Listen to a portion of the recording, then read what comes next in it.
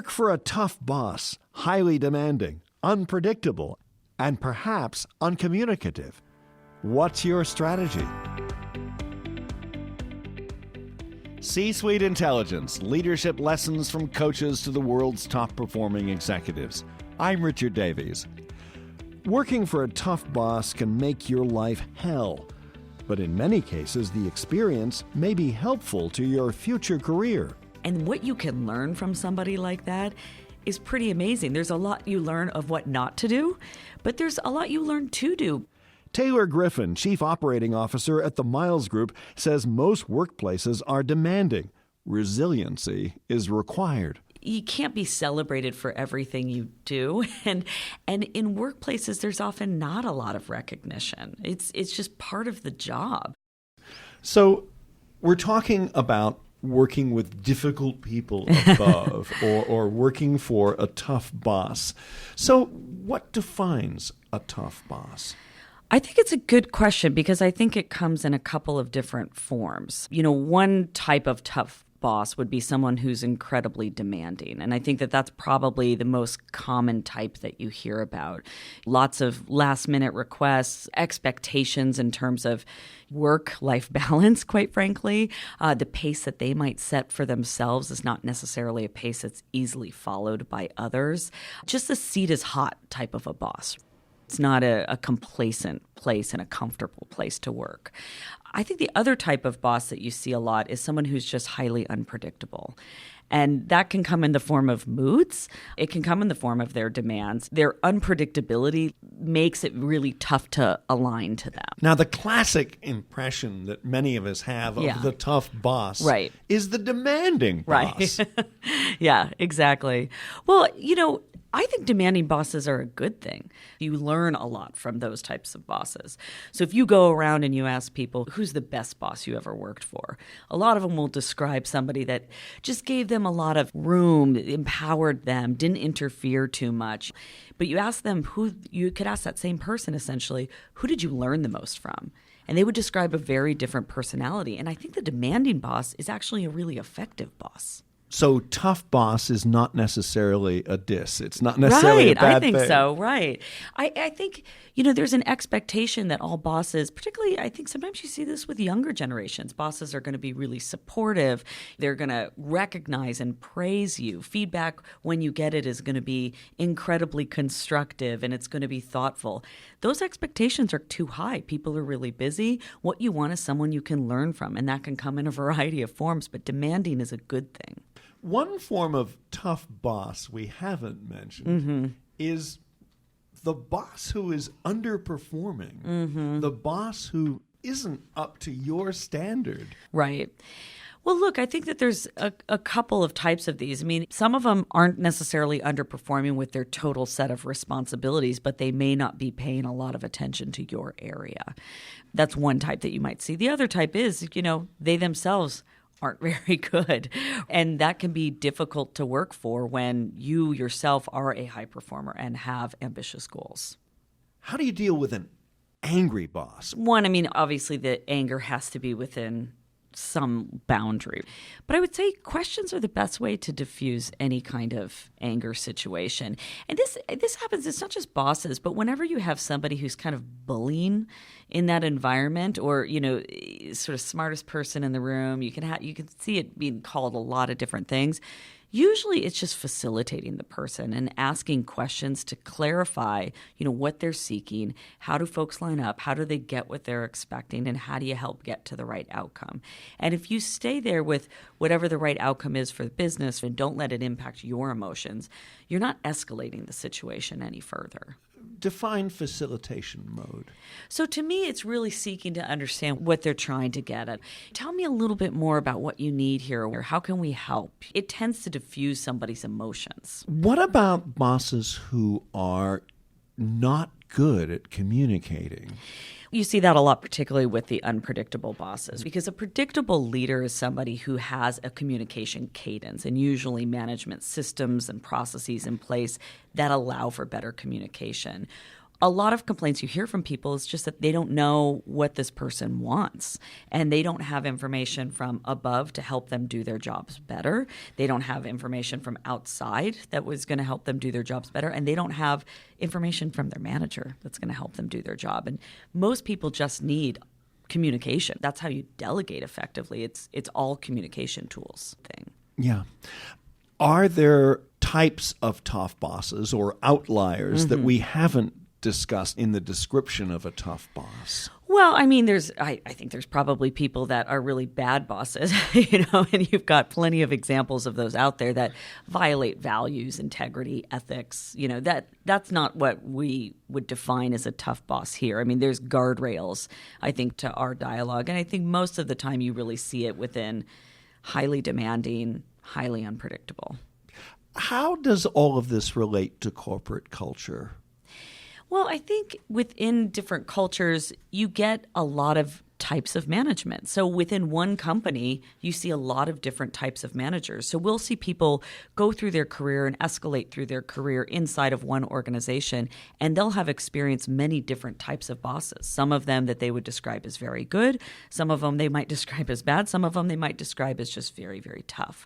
And so what your culture does is it creates the guardrails for behavior on one end of the extreme versus the other.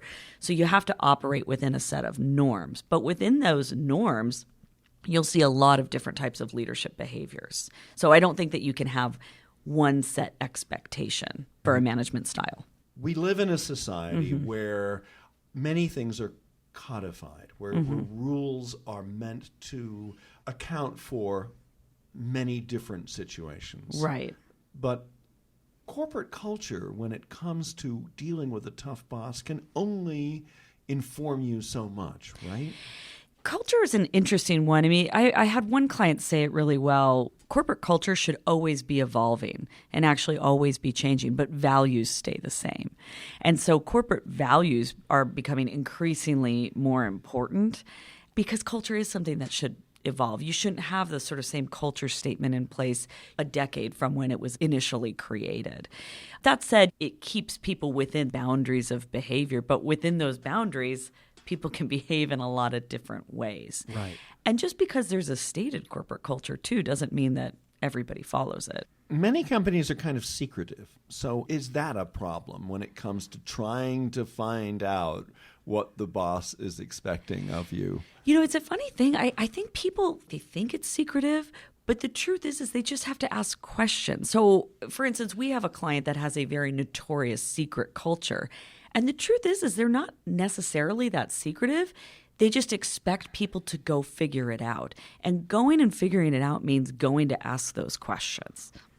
Of your boss? Of your boss, of other individuals inside of the organization. Yeah, so the onus is on you to get information. It is actually up to you as the employee to get that information to be the most effective employee possible. Do a diagnostic on what their style is. When do they seem to be operating at optimal effectiveness? What are the types of questions that they do ask? What are the areas that they're most interested in as it relates to your set of responsibilities? How are they going to measure you? Are they clear on those measurements? Do you need to seek clarity around those things? And what are some ways you can do that? I like the idea of what I'll call synchronizing with your leader. So you take control of the conversation. Don't expect that your manager is going to come to you and sit down and have this very clear set of goals, very clear set of explanation around how he or she is going to manage you effectively, what their expectations are of you. Instead of waiting for them to do that, go to your manager and propose some options there. Maybe it starts with a series of questions. How do you like to be communicated to? Some people like to be communicated by phone, some in person, some via email, some via text. It can come in all sorts of different forms. If you're in a tech company, they like to use whatever their technology is. So be very clear in terms of how they like to be communicated with, how often they like to be communicated with, what are the types of details they want. And you should ask your boss. Ask the questions. Those specific questions. Yeah, in the absence of information, seek it out. No, it's a great point. And I think there's the other elements of it too, which are around, it's not just how they like to be communicated with, but do they know what success looks like at the end of the year for you? So Maybe they don't, maybe they do, maybe they're going to be clear with you about it, maybe they won't, but you should figure out what it is. What is the gold star at the end of the year for you? If you map to that and you have a clearer understanding of that, you're much more likely to achieve a successful outcome. Right. And get information not just from your boss, but from colleagues. Right. I mean, some bosses are going to be, as we talked about earlier, communication being a key element of sometimes working for a difficult boss. Some bosses are going to be really prolific in their sharing of information. Others are not so prolific and not very clear in their communications. So it's up to you to seek clarity. And you can do that in a variety of ways. I think it starts with them, but maybe it's seeking information from your peers. Maybe it's seeking information from your team. You should constantly be sort of on an information hunt. Are there specific challenges for young executives or young up-and-coming executives that apply to them more than to, say, higher-level executives? It's a good question. I recently had an engagement with a female boss and an all-female staff, which I found interesting and unusual, and actually amazing. But the boss exhibited what I'll call some inflammatory behaviors, mainly in the form of being incredibly demanding and maybe a little unpredictable. And what you found was that there was a lot of complaints coming out of that, people highly sensitive to it. And so I guess I say this in the sense of it's very interesting because you wouldn't have seen that maybe many years ago. Tough bosses were expected. Yeah, I was going to ask you about that. Are you finding that younger employees today are more sensitive than maybe they were 20 years ago? More sensitive and definitely more willing to raise their voice around what they see as a potential issue. And I think that has real benefits, and I think we're seeing some of the benefits more broadly in the public eye. But what you have inside of a company is that somebody hasn't really violated values or principles of an organization. They're just tough and demanding, and that's a different thing, and there's less resiliency towards that too. So willing to speak up, good. Right. Overly sensitive, bad. Exactly. I mean, I actually think when I work with senior executives especially, and you go through their career, one of the interesting pieces is that they've usually had a really difficult period and a difficult boss throughout there. And what you can learn from somebody like that is pretty amazing. There's a lot you learn of what not to do, but there's a lot you learn to do, particularly if they're demanding around performance, like learning how to tension an organization and create some discomfort inside of an organization is a good thing. It helps to drive performance, as long as it's done, of course, within the bounds of appropriate behavior. And I do think it's a great experience in terms of just building their own resiliency. And what you would want to almost encourage younger employees is how do they think about their own resiliency and what they can handle, in terms of difficult feedback, high performance, somebody who is a little unpredictable. You need resiliency around these things because not everybody's going to cater to you. Talk a little more about that, about the difference between being resilient and overly sensitive. That's a tough boundary. It is a really tough boundary. I mean, it's hard to create, I guess, hard and fast rules around this too. So you have to situationally, address it and assess it, quite frankly. So you can't be celebrated for everything you do, and in workplaces there's often not a lot of recognition. It's just part of the job. You get paid to go there. That's your recognition. If you're paid well, then it's assumed you can do the job. Exactly. There's a lot less pats on the back in the workplace, and as you progress, there's a saying: it's lonely at the top. That means there's no pats on the back. It really is quite lonely. You coach people at the top. Do you speak with them about not being too tough? So I would actually never coach someone away from being too tough. I would coach them away from being unpredictable. So those are two different things. And I would coach them away from being too hands-off. So unpredictable and hands-off can be a bad thing in my mind. Tough is a very good thing in my mind. What I would say, if you want to give somebody the parameters to be successful under you, and that doesn't mean coddling them in any sort of way, but it means having a management operating system that allows them to predict when you're going to come in and come out and what you're going to expect of them. It's meetings, it's processes, it's your expectations, it's how you're going to measure them. being clear, being predictable, you've created the parameters for someone to be successful regardless of what your personality is like. How can you be a tougher employee? So I think it's the idea of absorption and your job being to absorb the impacts of things around you. And in order to do that effectively, you need to have appropriate outlets outside of work. So work cannot be your outlet. I had a client say to me once, and it was great. She said, you need to get your love elsewhere. I don't care where you get it, but you need to get it outside of work. And so you can't be needy in the workplace. It can't be the place that you're looking for a lot of validation, because you're not going to get it there in the same way that you would get it in your personal life or in any sort of outside activity.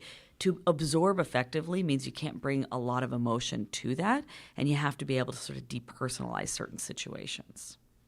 What about if you just dislike your boss? Oh, that's a valid point and can happen quite a lot. You're not there to like your boss. You're there to work for your boss, and this isn't a personal relationship. I read an article the other day that was talking about workplaces that promoted friendships. And then I read another article that was talking about, what you can learn about managing through rock bands. And it was talking about the Beatles and how close of friends they were, but it only lasted for 7 years. Friendship is not what you're seeking out in a managerial relationship. And I think you need to be very clear with that from the outset.